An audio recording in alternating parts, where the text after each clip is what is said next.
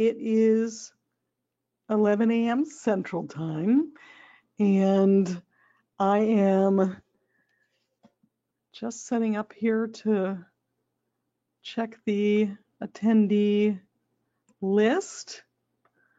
It looks like we have a handful of people in. I'm going to confirm that everyone can hear me.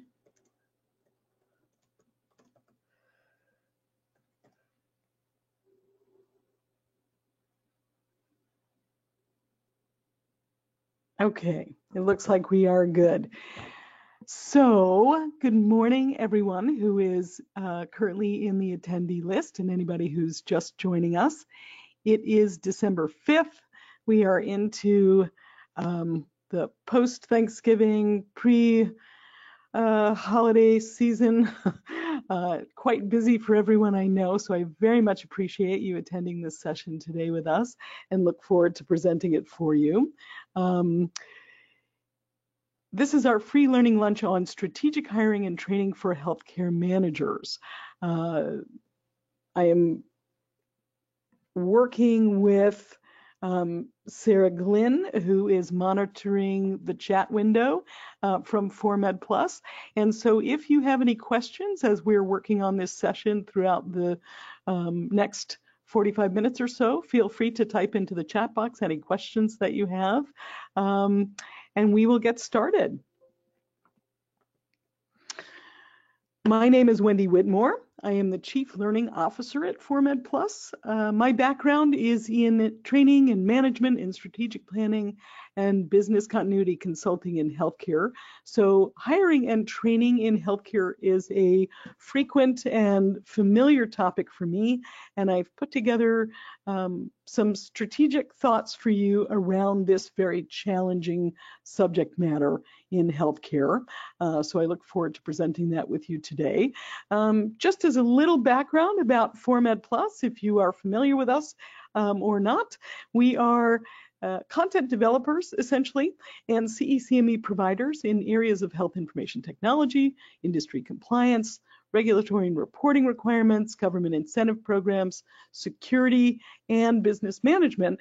So today we are covering topics in the business management area, and I hope that these areas of discussion will be helpful for you.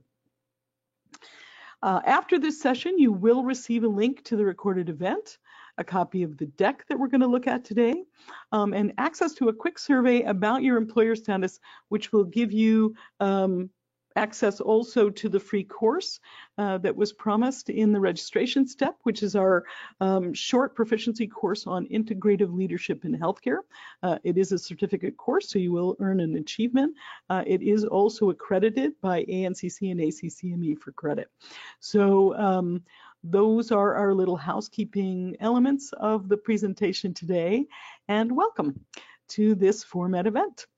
Today's learning lunch objectives are as follows. Understanding the challenges in hiring in healthcare. If you're joining us, you probably know that there are a number of challenges in hiring in healthcare. That's why you're here. We're going to talk about those a little bit.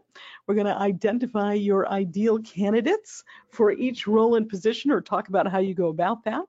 We're going to talk about combating the challenges in healthcare site hiring. This is a rather, I think, nuanced part of the discussion. Obviously, this is a little different from environment to environment, but I do believe that combating the challenges in healthcare hiring will be a positive and helpful part of this presentation. We're going to discuss the benefits that you might offer, methods and tools that you might use to attract new staff, new employees in your hiring process. We will talk about a career positive work site, how you structure that, and an outline of something we call the EVP, and we will get deeper into what EVP means as well. We're also going to talk about retention recommendations for your existing staff and a 5-point plan that you can implement for healthcare industry hiring and training. So Without further ado, let's talk and focus first on a basic understanding of why hiring is more challenging in healthcare. This is one of those discussions that I have on a very regular basis. I work with a lot of healthcare employers, HR and placement agencies, etc., and we bust through these bullet points in discussion on a very regular basis. To begin with, as you probably know from various news reports, there's a lot of disinterest in entry-level roles from the millennials and from entry-level candidates in the industry in healthcare. Part of that is to do with the complexity of the compliance issues that they have to deal with when looking at healthcare positions. Some of it is a salary comparison to other areas because there is such low unemployment out in the industry right now. So if you're seeking entry-level role folks, that is exceptionally challenging in healthcare right now. And then also the fact that you are competing with other entry-level positions that perhaps can pay a bit better or have fewer compliance issues to deal with, things along those lines. In terms of more skilled roles and positions and certified and licensed roles and positions, there is intense competition for the limited talent that is available in healthcare right now. There's a lot of news stories and schools and universities that are reporting an increase in registrations in their clinical nursing programs, for instance. However, it does take a while for those folks to push through those programs. And there have been numerous articles about the fact that nursing candidates are extending their education a little bit and pushing into the PA category, the physician assisting category, in order to be able to have more options in terms of their employment, which is really seriously limiting the RN and LPN bank of candidates. So there is quite a bit going on in that department.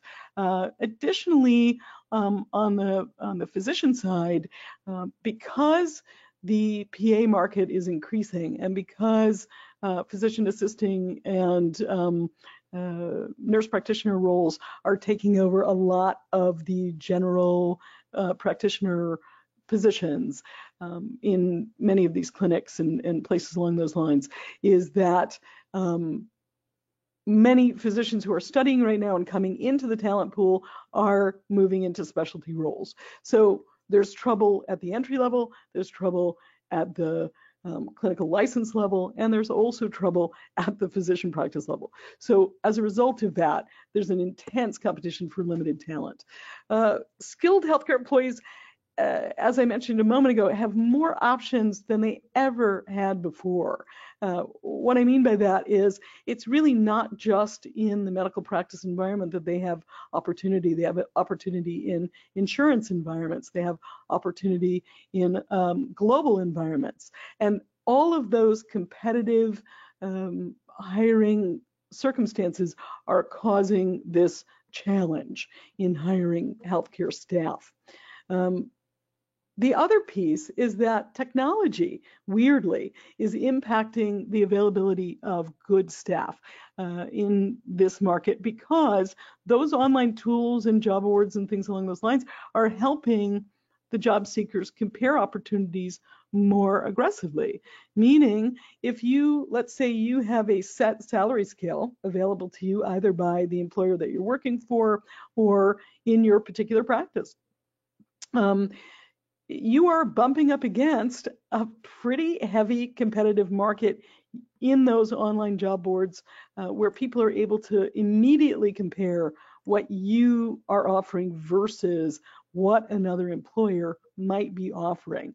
And as a result, those online tools and resources, while they might be helpful to you, and we will talk about that, they are also creating some of the additional competition that you're dealing with in the market on a regular basis. The other piece is that the new generation of employees is very focused on their growth and opportunity. And as a result, what we're seeing in the healthcare vertical is a high turnover rate in employee status. That is for a whole host of reasons. There was a time, once upon a time, when there was more loyalty to an initial employer. That certainly has shifted, and because of the mindset of the current staff pool, we're seeing more and more turnover, especially at that entry-level and mid-level management position. And then, as I mentioned before, the complex compliance issues in healthcare are also relatively challenging as we start to talk about government incentive programs, as well as the long list of compliance requirements. Those things also tend to impact employee decision-making and choices around particular positions. And then also in the broader, larger healthcare facility market, we have a problem that we call the staffing pawn approach. A lot of hospitals and larger healthcare environments are at the moment creating an issue whereby the for-profit bill payers and money pushers are using staff, rather than using staff as a valued resource, they're using staff like pawns in a chess game. They're moving people around in order to meet specific financial requirements. If they have a high patient rate, they're bringing more people on for short periods of time, and if they have a reduced patient rate, they're discharging or laying off staff. So as a result of that, we have had a significant issue around the staffing pawn approach in some larger clinics and facilities. That might actually benefit you if you're working outside of that realm, and you might be able to take advantage of people who are dissatisfied with those clinics and those large hospital facilities in the for-profit arena using that model. But we can sort of talk about that and how to leverage that as well. So how do you create a hiring strategy for your healthcare environment? Part of this is going to be based on the size of your environment, the type of your environment, who it is you're working with, and the types of candidates you're looking for. So factor that in as you listen to these recommendations. Feel free to ask questions in the text area. If I have time in this session, I will certainly respond to those questions. If not, I will respond to you immediately after the session with answers to those questions. But let's talk about creating a hiring strategy and talk about this checklist. The very first thing you're going to want to do as you're creating your hiring strategy is to define your ideal candidates. That sounds like a no-brainer. I know that sounds like a throwaway question, but in fact, I am stunned when I work with organizations that are in defining their hiring strategies. I find that this number one element is something that they feel that they've done, but from my perspective, they have not done particularly well. You want to define your ideal candidates and then predefine those roles with full descriptions, have that information available to you, and modify it as you go, as you discover what those employees that you're working with currently are, how their performance is affected by the original descriptions that you've created. So that'll be the first thing we walk through. Number two is identifying best tools and resources for hiring. I do have some suggestions for you. I also recommend that you ask colleagues, other members of your healthcare vertical, about what they are using as best tools and resources for their hiring, and we will focus on that as well. Number three is to define your career positive work environment. That is something that is hypercritical in terms of healthcare hiring. We're going to talk about how that reflects on number four, which is your value proposition to your potential employees. And then number five, weirdly, one of the top ways to solve your hiring strategy issues is to hold on to people that are good already. And that is something that you can restructure your hiring and training program to ensure that those employees feel valued. Let's talk about number one. When you're defining your ideal candidate, the first thing you want to ask is, who do you want and why do you want them? List all of the roles and positions that you are required to hire for in your immediate environment. Do this for every role in the organization. Create detailed role descriptions. And here's the important part: revisit and modify those role descriptions as you learn more from every person you hire. Integrative leadership, which is the course that you guys are going to take when this free learning lunch is over, talks a lot about involving your staff in your procedures and your concepts around these things, including hiring and training. When you bring new people into your team environment, observe them. Identify what is working and what is not working in that role description, and revisit and modify those role descriptions so that if you bring someone in and they don't work, or if you bring someone in and they do exceptionally well, identify what it was in that selection of that person that made them the best candidate. Why are they working? And include that going forward in the new role description or the modified role description as you move ahead. Outline qualities of your ideal candidate, and then ask a series of questions in that process. As you're figuring out the candidate, you also have to figure out what you can offer them in order to bring them to the table. What compensation package can you offer to attract new staff? What has worked to attract good staff in the past? It's not always dollars. And I'm sure you know that if you're working in the management of a practice or other medical site. Compensation is part of it, certainly, but that is not all of it. And in fact, it is weirdly the lowest thing on the totem pole when it comes to retaining staff. That is a piece that you want to be mindful of. Of course, you want to be competitive. You want to make sure that what you are offering for compensation stacks up against all of those organizations that they are comparing as they are looking at those job boards. But in addition, you want to also be able to offer them more than that. You want to be able to say, if you want to bring people in and have them stay with you, you want to make sure that you're offering them career advancement opportunities and figuring out which of those advancement opportunities prove most beneficial for each one of those role descriptions that you worked on prior. What work environment amenities are going to prove interesting to these potential candidates? So you're defining your candidate, and then you're backing into that definition all of these bullet points at the bottom. What are the things that are going to bring that specific person into your environment? What is going to make them happy and smiling, like these lovely photos, the pictures of these folks here? What work environment amenities are going to prove most interesting? We will bust these out as we continue here. What team engagement opportunities might be attractive to this group?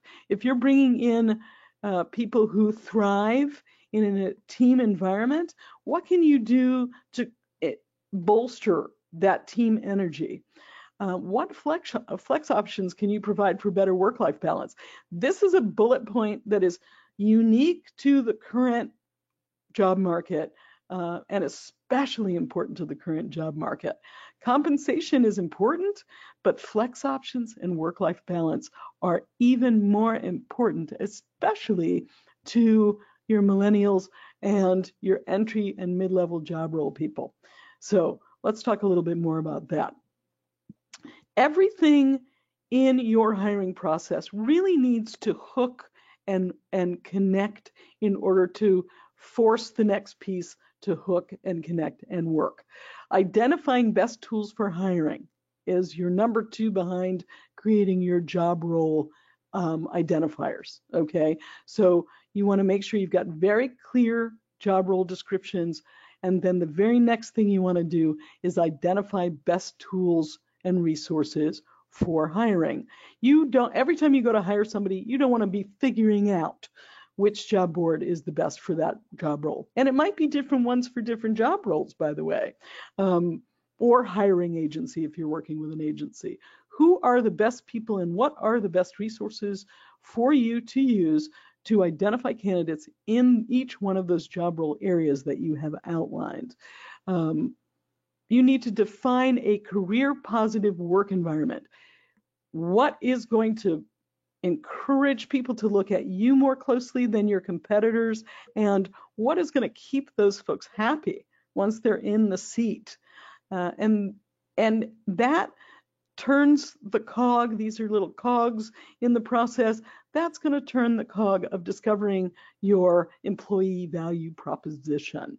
What is your EVP for your work site, and how are you going to highlight that to bring people into the fold? Okay, let's talk about that cog of identifying tools and resources for hiring efficiency. Technology nowadays is the high-level tool that you're going to use. So many tools exist using the internet for requisition of staffing, posting positions, pulling resumes, tracking candidates. Depending upon how many people you're hiring and what your hiring picture looks like, you're going to want to identify actual tools that can help you reduce time and costs around your hiring process. And there are a number of them. I'm giving you a handful here, just 5 recommendations of tools that I know that clients of mine and relationships that I've worked with have used for hiring and tracking candidates through the hiring process. Google has a tool, it's a pretty good one. Zoho, which is a tool that we use in my business for a number of different things. Bamboo HR is popular with healthcare providers, etc. So feel free to visit these various websites and check out. Many of them have free trials. I recommend that you download the free trials, mess with them, see if they fit with your sensibilities around internet tools and resources, and if they fit the model of your hiring. If this is a good fit for you and it fits within the budget of your hiring structure, I highly recommend leveraging a tool like this in order to reduce time and costs around your hiring processes, particularly if you are hiring more than a dozen or so new staff members a year. These are the kinds of tools that I'm going to recommend you front load your strategy with. The other thing that is very, very common, specifically in the healthcare vertical, are the utilization of job boards for recruiting. Job boards are great, and they can be super helpful in terms of narrowing down your potential audiences for specific job roles. The reason I like healthcare specific job boards is because when you go, for instance, to Simply or Indeed, Monster, these big hiring job boards, what you will find is that you're going to get a lot of resumes that do not have healthcare specific skill sets. Not to say for entry level that you aren't potentially considering non-healthcare candidates because of the competition that we have in the market currently, but before you do that, I do highly recommend that you hit the healthcare job boards first. The tricky part about healthcare job boards is that depending upon the level of role that you're seeking, these can be pricey. They average in posting rates between a couple of $100 to upwards of $1,400, $1,500 a month, a couple of $100 per individual job posting, up to monthly rates that are pretty high. And depending upon the size of the acquisition strategy that you're working with, this, $1,500 a month, $1,400 a month, that can be pretty price prohibitive unless you're working with a hospital or a large healthcare facility. However, a number of these have job role openings at that sort of, even some are free list. They will start with free listings, and they will allow you to improve or set up premier listings up into that $100, $200 per job posting level. Again, this tends to be more a little more price prohibitive than some of the larger cross-industry job boards, but they also are very likely to save you time and be much more effective and bring you much more effective and targeted resumes and applications for the openings that you have available. This is a list, a short list of healthcare specific popular job sites that are relevant to a number of high volume roles that you'll see available in openings in medical practices, etc. Some of them are hospital specific, some of them are healthcare technology specific if you're looking for instance, a in-house technology person or compliance officer. But the bulk of these are going to be open to nurses and clinical providers and entry-level LPNs, etc. So you will get a copy of this deck. These are actually hot links. So when you have the deck, you can click them, review them, see if they might be a good fit for you, check out the rates, etc. I do recommend using job boards, and I do recommend using healthcare specific job boards, particularly when you want to cut down the time that you take reviewing resumes for positions that have very clear healthcare specific requirements. And as we mentioned in the COGS system earlier, you also want to define a career positive work environment in order to attract the right people. Once you have created your job role identifiers and the details related, and you have identified the tools and resources that you might use for your hiring strategy, the next thing you want to do before you make that posting happen is to figure out what it is that you're going to be able to provide to this potential employee that separates you, makes you stand apart from the competitors on the job boards. What can you say about yourself? What can you bring to that job listing that is going to make you float to the top of that candidate's consideration? Because as I said, healthcare workers have a lot of choices when committing to a potential employer. And because, as I mentioned, the retention rate for healthcare workers is low and people are changing jobs a lot, what can you do to attract people who are going to stick with you? Because the best way to strategize an employee pool is to keep the ones you have, okay? Acquisition is only half the battle. You have got to create a career positive work environment that helps you draw candidates to your opportunities over anybody else and keep them in your fold once you've got them. In a recent Gallup poll, nearly 60%, I believe it was 59% of millennials said that career advancement was one of the most important aspects of their job site selection. So if you're bringing in a millennial, and that is a big group of people now in terms of who you have in your pool to attract, if you're going to bring those folks in, what can you offer them that is going to make their job selection and their job retention a higher likelihood? So let's talk about what that is. What is a career positive environment? To begin, wherever you bring that person in, wherever they're starting, make sure they're starting at the right level for the achievements and experience that they're bringing to the table. You want to try not to hire people into a role or a job description that is lower level than where they have worked their entire educational career to achieve. You don't want to bring somebody in that is an RN nurse manager into what would essentially, whether you call them, a nurse manager or not, if the role itself and the job description itself is less challenging than that, you may find that you lose that person relatively quickly because they are not meeting their own personal expectations. So you want to make sure they're starting in the right spot.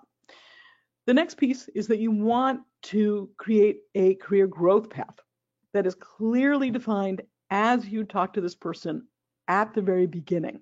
And that will help you weed out the folks that are potentially not going to want to grow with your organization, but also you're going to help figure out whether or not you have enough career growth opportunity to hold on to this person. You also, while you want to bring in people at the right level, you also want to make sure that whatever that person is expecting of the career is something that you can actually provide. If you don't have a career growth path for this person, and it is clear in the interview process that that is something important to them, you probably want to be careful about this selecting that person. There's a good chance they won't stick. You also want to have an understanding of each member's short and long-term career goals. You can establish that potentially in the interview process. You might get a feel for that as you're doing your, multi-level interviews. We talk a little bit about that. I do recommend that when you interview new potential employees, that you do so by weeding out the lowest common denominator before you move on to a second and third interview step. And then in the integrative leadership process, bring other staff members into your review. Start by interviewing this person yourself, or make sure your HR department is doing it in the way that you feel is correct. Once they get past that first gauntlet, you're going to knock out a lot of people by just stepping through number 1 and number 2 here. And then understand each staff member's short and long-term career goals as you're discussing with them in their second or third interview. Where are they looking to go? And that's sort of part and parcel of that career growth path. And then involve other employees and staff members at a similar level in that interview process. Make sure that you're getting feedback from people who are already working in that role or already working in that department. If they feel like this person is a good fit culturally for you, and if they feel that this person is a good fit based on their short and long-term career goals. This is a great way. This is sort of a two-tiered weeding out process. If in that front part you realize that you do not have the growth path available that this person might be interested in, that's a good way to eliminate candidates. If you bring in other staff members at a similar level or in a similar department, and they say, ooh, that person does not seem like they would be a good fit, obviously these are going to be opinions, and you understand your current staff well enough to know if those opinions are based on their fear of competition or based on their feeling of, team building. But you want to factor that information in to your decision-making process. You also, in your career positive environment, do you have upskill training? Do you have supervisory engagement to help that potential employee achieve any steps in their career goals? If you don't, that is a thing to consider implementing in your EVP, your employee value proposition. Do you have a mentorship program which will encourage that potential employee to move forward by engaging them in a growth and learning process with a mentor that is at a level that they'd like to grow to? And do you have a good salary scale review, role and responsibility review system in place? If you don't, you should. Most of you on this session today are going to be practice managers at one level or another. You are going to have a review and process for these employees. That is something that is hypercritical. This is also something that I would very clearly outline in the interview process. People like to know ahead of time, how frequently will they be reviewed? What will that review system look like? Will it affect their salary? Is there a scale involved? Those kinds of things. By highlighting your career positive opportunities and looking at structuring your environment to be a career positive environment, you are going to both encourage new people to come in and potentially eliminate people that would not be a good fit for you. All right. You've outlined your roles. You've structured or looked at what could create a career positive environment. You've set up what you feel are good questions and good framing for your interview process. Now, How do you combat some of the common challenges in hiring using this career positive model that we were just talking about? All employers have challenges. There's no question about that, particularly in this current market.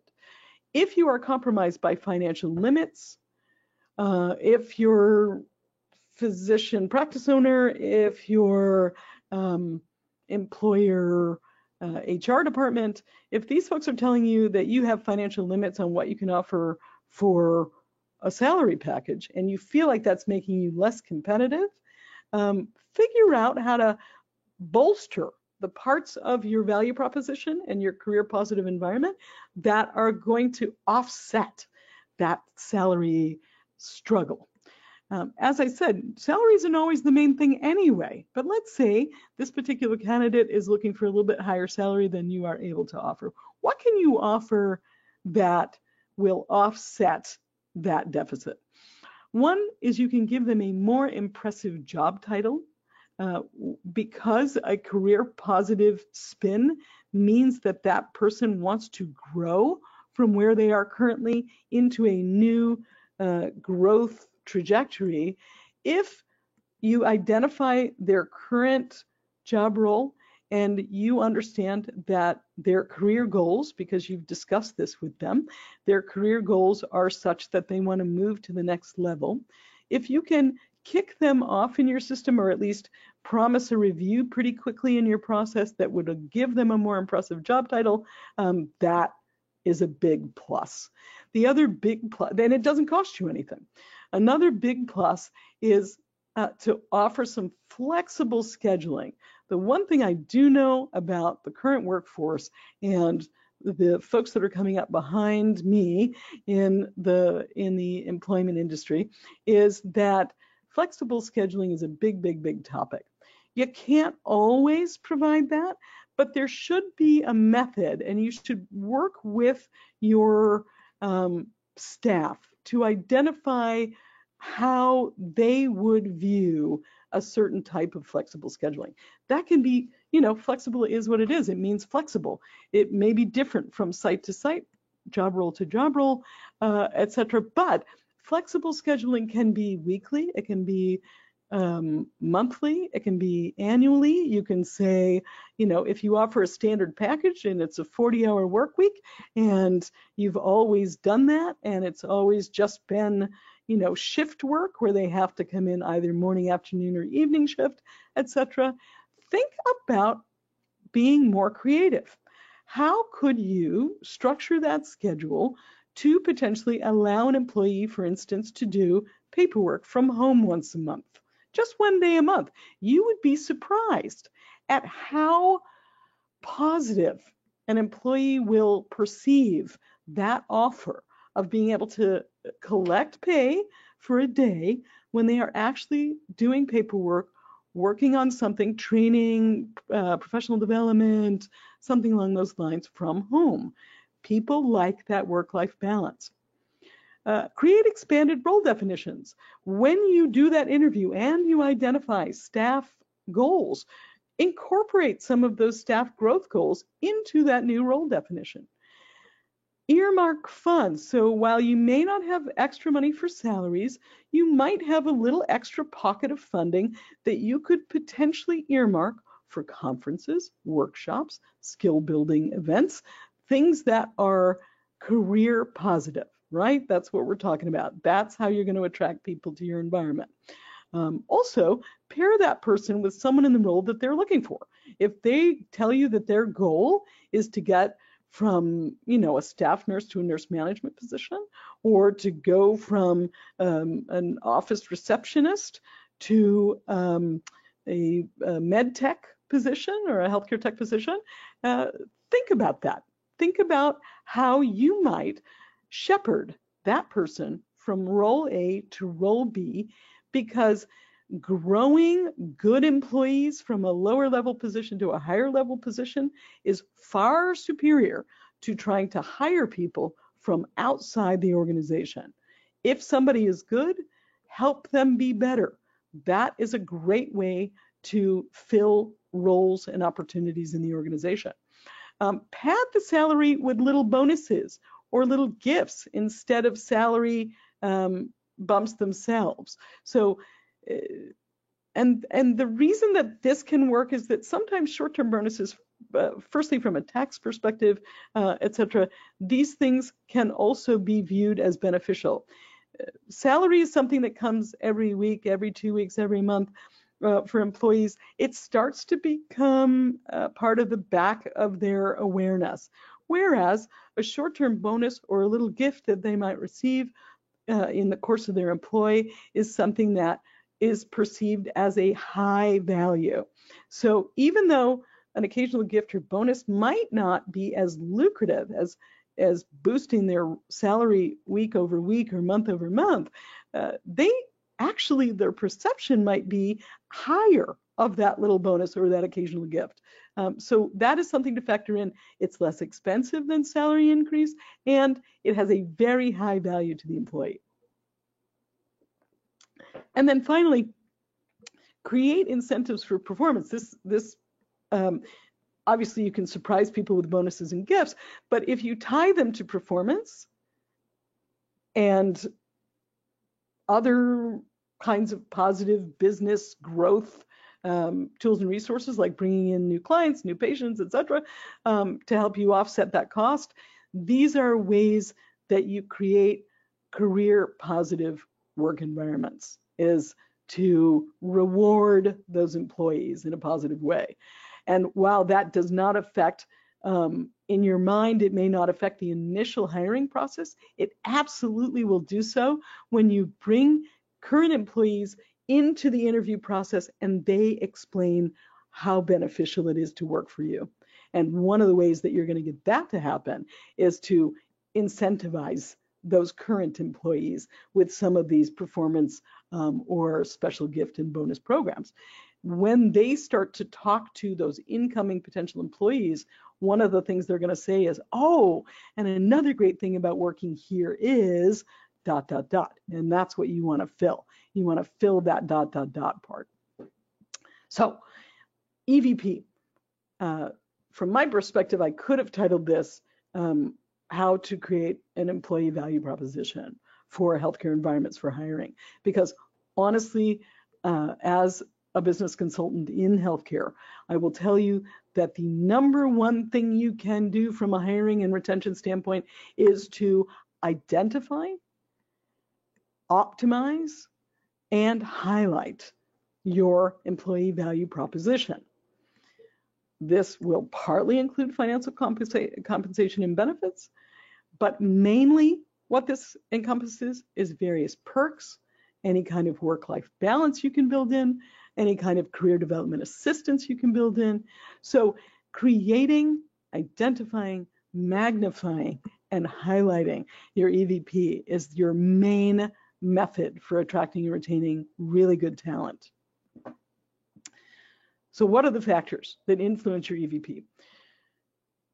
I'm going to highlight five main components of improving your EVP. One is compensation. Obviously, you can't hire people without having a decent compensation package. So do yourself a favor, compare, get on those job boards, search for the job that you're going to hire for, pull a bunch of listings of similar size and scope organizations, and make sure your salary and bonuses are in line structurally with the market in your service area.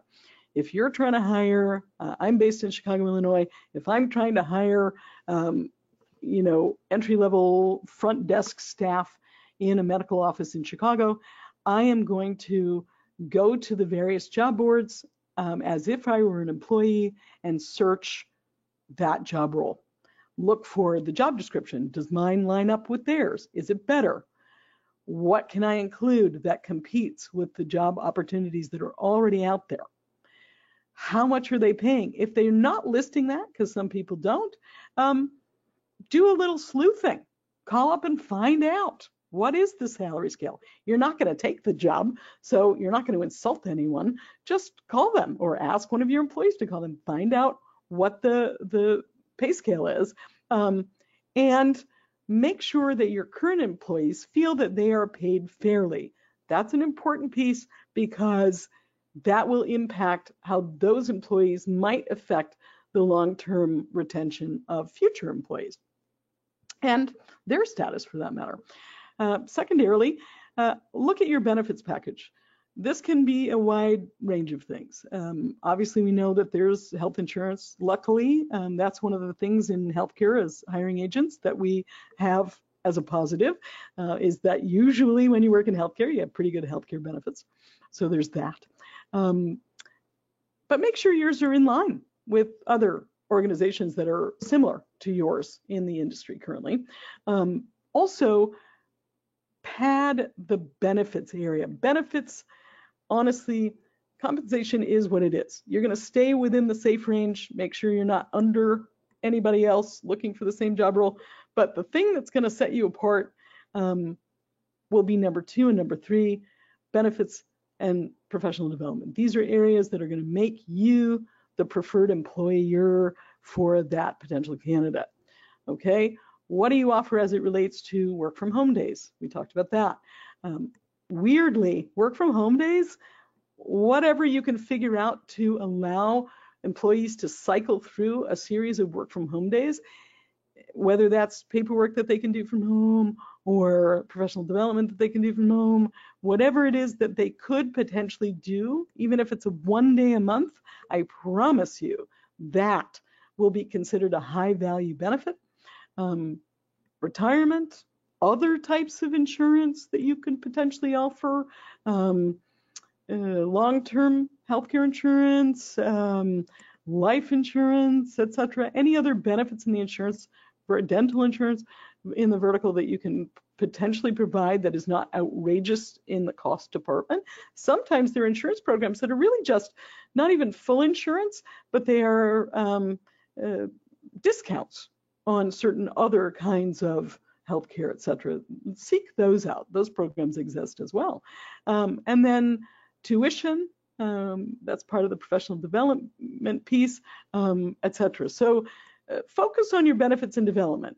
On the professional development side, and we will blow this part out a little bit because this is my area of expertise, how you can contribute to the career development of your employees, offering them opportunities for training and education, trips to conferences. If you have a conference that is based in your service area, focus, and that fits the category, save yourself some travel costs.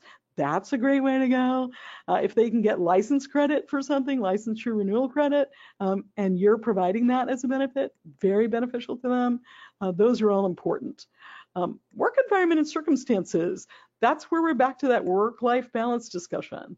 If you can identify ways to help people with work-life balance and also highlight that in the hiring process, you're going to get more candidates and you're going to get happier candidates around that piece. This includes everything from, your work environment, not just, home, being able to work from home, but what do you have in your work environment that's helpful? Do you have childcare? Can you help them get discounted childcare so that they can spend more time at home?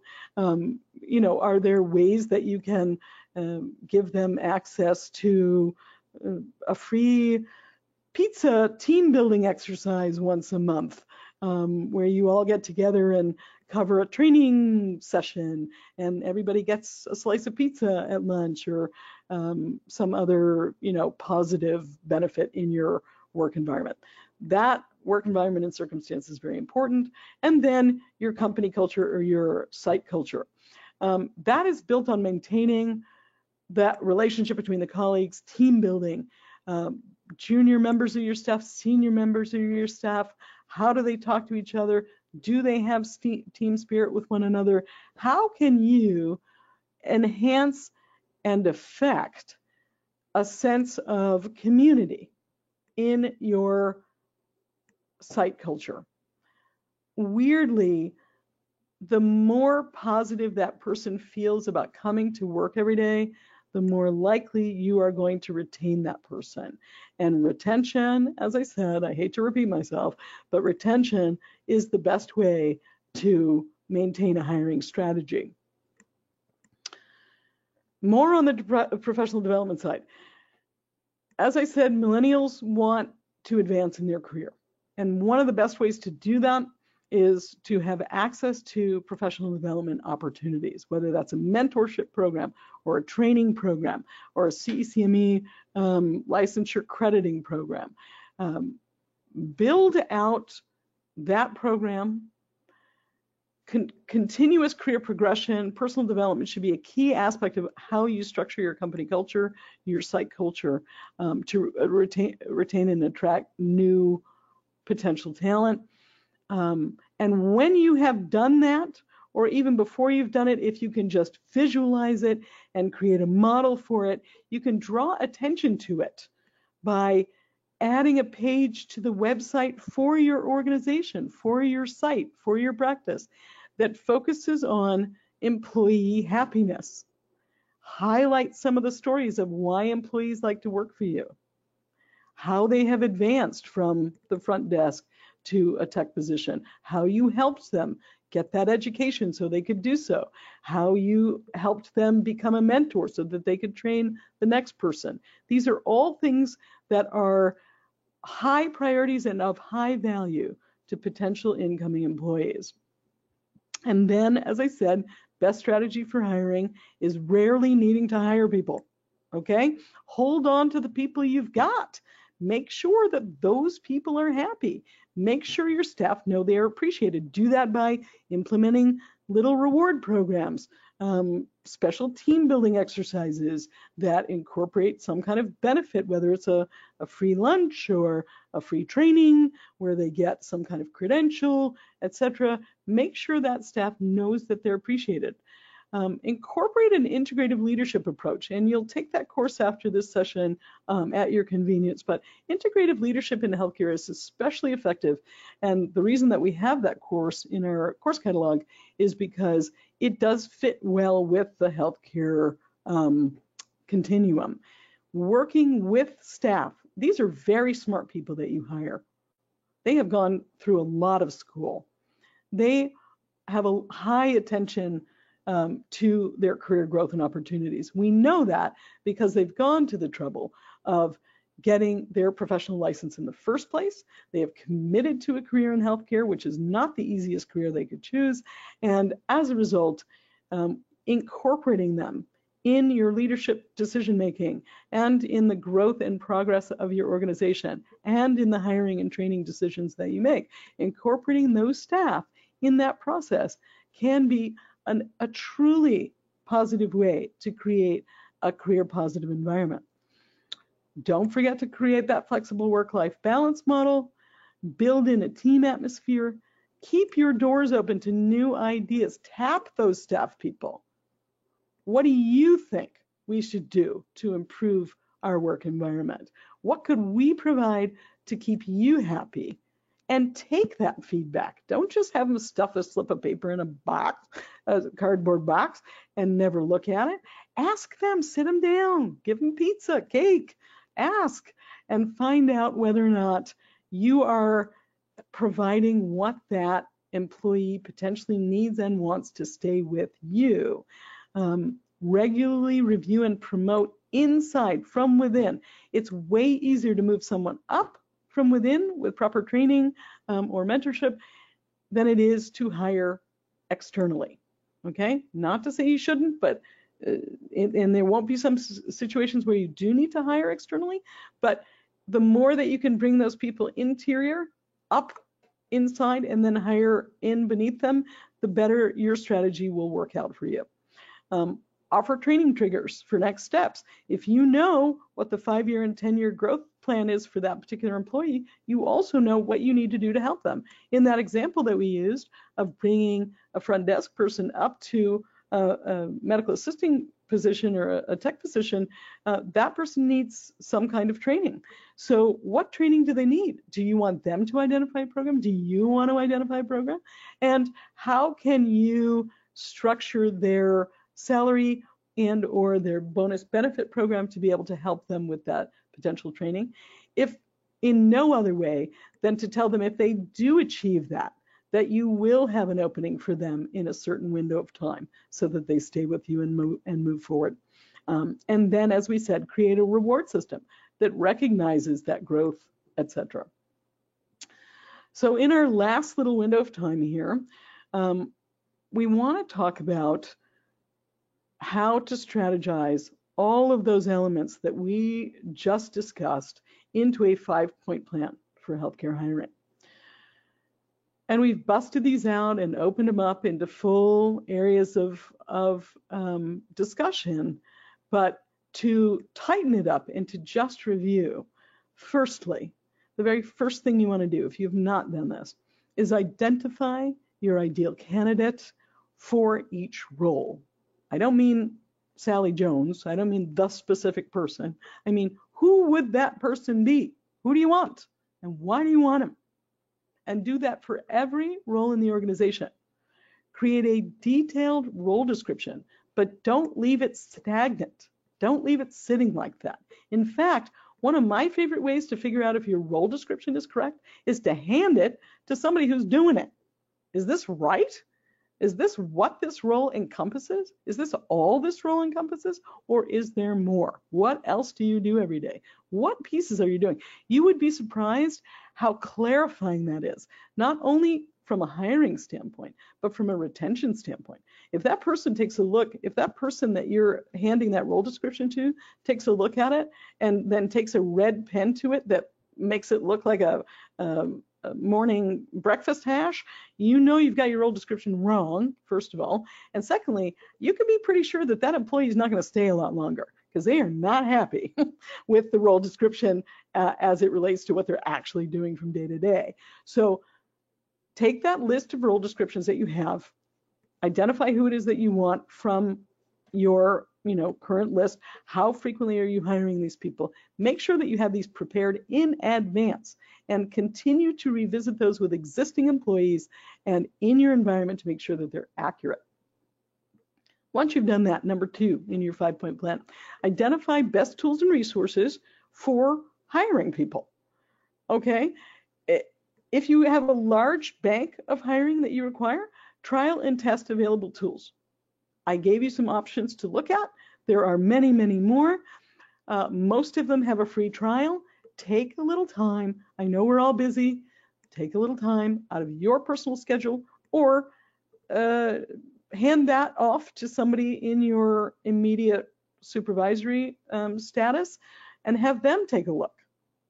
If they are helping you with hiring, have them review the free trial and let you know which thing has the best tools and resources for you to organize and expedite your hiring process. If you don't use a tool for that purpose, create one of your own. Use a spreadsheet.